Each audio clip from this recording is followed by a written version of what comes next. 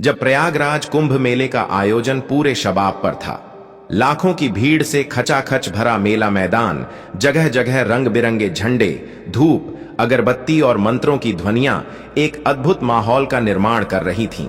दूर दूर से आए साधु संत, श्रद्धालु और साधारण लोग आस्था के प्रतीक गंगा में डुबकी लगाकर अपने पापों से मुक्ति पाने के लिए उमड़े थे। गंगा किनारे चारों ओर सजे हुए तंबू, साधुओं की तपस्या और भजन कीर्तन की गूंज के बीच यह मेला किसी दैवीय आयोजन की तरह प्रतीत हो रहा था। इसी माहौल के बीच मौलाना सईद की प्रविष्टि होती है। मौलाना सईद एक शिक्षित और खुले विचारों वाले मुसलमान मौलाना थे, जो धार्मिक सीमाओं से परे सोचते थे।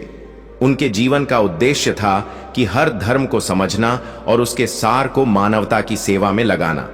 वे अक्सर अपने प्रवचनों में कहा करते थे कि धर्म का मकसद इंसान को जोड़ना होना चाहिए, तोड़ना नहीं। एक दिन मौलाना सईद के पास उनके एक हिंदू मित्र आए और उनसे कुंभ मेले के बारे में चर्चा करने लगे।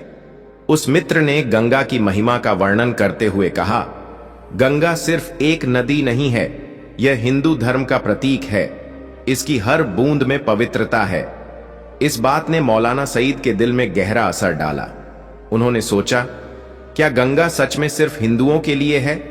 अगर यह सचमुच इतनी पवित्र है, तो क्या एक मुसलमान इसमें स्नान नहीं कर सकता? इस सवाल ने उनके दिल में एक हलचल पैदा कर दी और उन्होंने कुंभ मेले में जाकर गंगा स्नान करने का निर्णय लिया। उनके मित्र ने उन्हें सावधान किया, कुंभ हिंदू धर्म का आयोजन है। लोग इस पर अलग अलग प्रतिक्रियाएं दे सकते हैं। तुम्हारे वहां जाने से विवाद हो सकता है। लेकिन मौलाना सईद ने मुस्कुराते हुए कहा, गंगा किसी एक धर्म की संपत्ति नहीं हो सकती। यह तो प्रकृति की देन है जो हर इंसान के लिए है। कुछ दिन बाद मौलाना सईद अपने सफेद कुर्ते पायजामे और सिर पर सफेद टोपी पहनकर प्रयागराज के कुंभ मेले के लिए रवाना हो गए। उन्होंने अपने सफर की शुरुआत एक नेक इरादे से की, धार्मिक एकता का संदेश फैलाना। जैसे ही वे कुंभ मेले में पहुंचे, वहां का दृश्य उनके दिल को छू गया। गंगा के किनारे अनगिनत लोग अपनी आस्था के साथ स्नान कर रहे थे। कुछ लोग साधुओं से आशीर्वाद ले रहे थे, तो कुछ ध्यान और पूजा में लीन थे। मौलाना सईद भी धीरे धीरे गंगा के घाट की ओर बढ़े। उन्हें देखकर कुछ लोग अचंभित हो गए। उनके परिधान और हाव भाव से साफ था कि वे हिंदू नहीं थे। फिर भी मौलाना सईद ने शांति से आगे बढ़ते हुए घाट की सीढ़ियों पर कदम रखा। जैसे ही वे गंगा के जल के पास पहुंचे, एक पुलिस अधिकारी ने उन्हें रोक लिया। माफ कीजिए, आप यहां स्नान नहीं कर सकते, अधिकारी ने उन्हें कड़ी आवाज में कहा। मौलाना सईद ने विनम्रता से पूछा, क्यों? क्या गंगा सिर्फ एक धर्म के लोगों के लिए है? पुलिस अधिकारी ने थोड़ी झिझक के साथ कहा, यह कुंभ मेला है और यहां परंपरागत रूप से हिंदू श्रद्धालु स्नान करते हैं। आप एक मुसलमान हैं और शायद यह जगह आपके लिए नहीं है। मौलाना सईद ने शांत स्वर में उत्तर दिया, धर्म और आस्था को सीमाओं में नहीं बांधा जा सकता। गंगा किसी एक धर्म की संपत्ति नहीं है। मैं यहां किसी धार्मिक विवाद को जन्म देने नहीं आया हूं, बल्कि मानवता और प्रेम के संदेश को फैलाने आया हूं।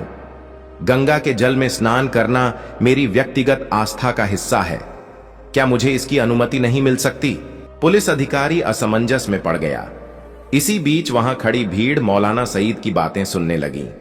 कुछ लोग धीरे धीरे उनके समर्थन में आ गए, जबकि कुछ ने उनकी उपस्थिति पर आपत्ति जताई। माहौल थोड़ी देर के लिए तनावपूर्ण हो गया। तभी वहां पास ही बैठे एक बुजुर्ग साधु ने यह सब सुना और बीच में हस्तक्षेप किया। यह साधु काफी प्रबुद्ध और प्रसिद्ध थे। उन्होंने अपने पूरे जीवन को विभिन्न धर्मों के अध्ययन और आध्यात्मिकता में व्यतीत किया था। उन्होंने मौलाना सईद की ओर देखा और मुस्कुराते हुए कहा, बेटा, गंगा मां सबकी है। उसकी गोद में कोई भेदभाव नहीं है। अगर तुम्हारे मन में सच्ची श्रद्धा है, तो गंगा तुम्हें आशीर्वाद देगी।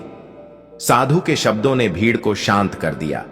मौलाना सईद ने साधु का सम्मान करते हुए उनका आशीर्वाद लिया और गंगा के पवित्र जल में प्रवेश किया।